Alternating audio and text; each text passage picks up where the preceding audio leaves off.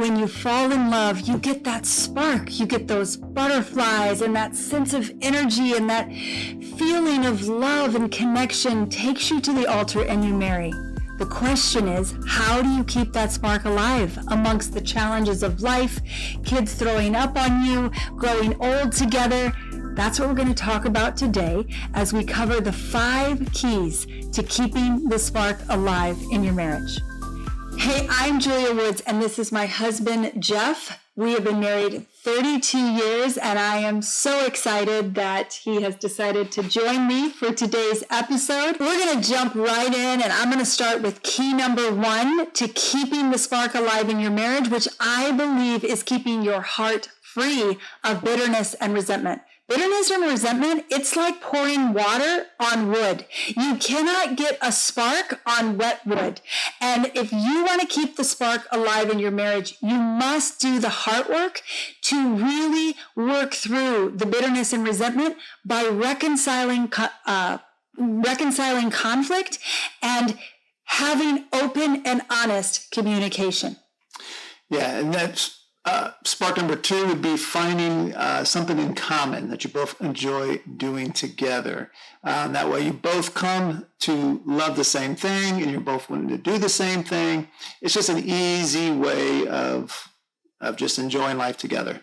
What do you do when you don't love the same thing? Because we've had that many times. Yes, when I don't love the thing that Julia loves, I've come to a place where I just learn to enjoy it. And by learn to enjoy it is just by showing up. What I'm sometimes shocked by is actually my resistance to do that thing. And then when I show up, what I made up about that thing isn't quite true, isn't quite as bad as what I thought it would be. Maybe hiking. A few years ago, we both decided to go hike Angel's Landing in Zion National Park. Julia had done it before. I had never done it. I'm not a big hiker. Didn't like the thought of hiking. And it was about a 3-hour hike. Folks, people have died on this thing, so I didn't even want to go to it. And I remember about halfway through, I was like, I'm done. But I kept going, one foot in front of the other, and just kept really just like talking to myself internally, like what was it about it I didn't like or didn't want to do.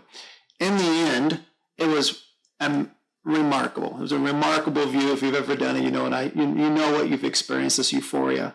And now it's something that we actually now enjoy hikes. So that was that situation there. I love it. Key number 3 for me in keeping the spark alive is playing and having fun.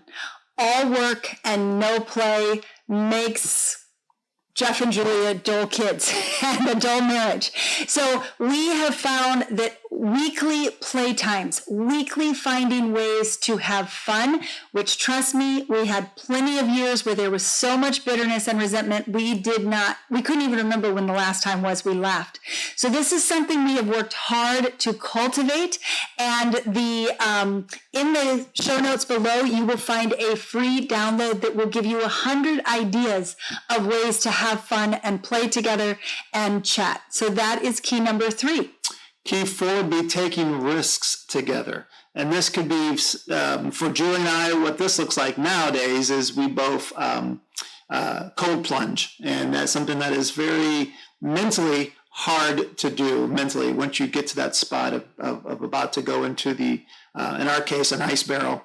There's just a mental block that takes place that you just don't want to get cold. But when you do it, the benefits of us, for example, today I had the barrel ready. She couldn't do it. I didn't want to do it without her. So we'll take a chance to do that tonight. And so it's just that risk together.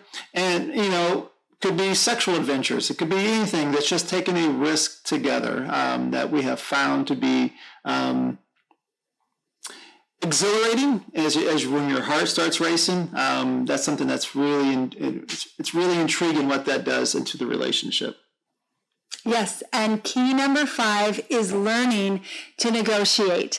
When we can negotiate on things rather than it being his way or my way, but choosing our way, we're both bought in. There's excitement. We're creating something together. We're developing something together. We're accomplishing something together that we both came up with that idea.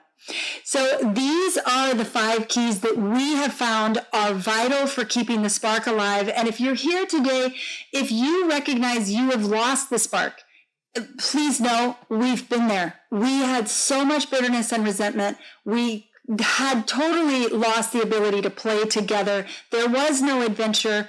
Everything was a fight. And I want to encourage you and give you hope. If you've lost the spark, you can find it again, and it can stay very much alive. These are the 5 things we have used.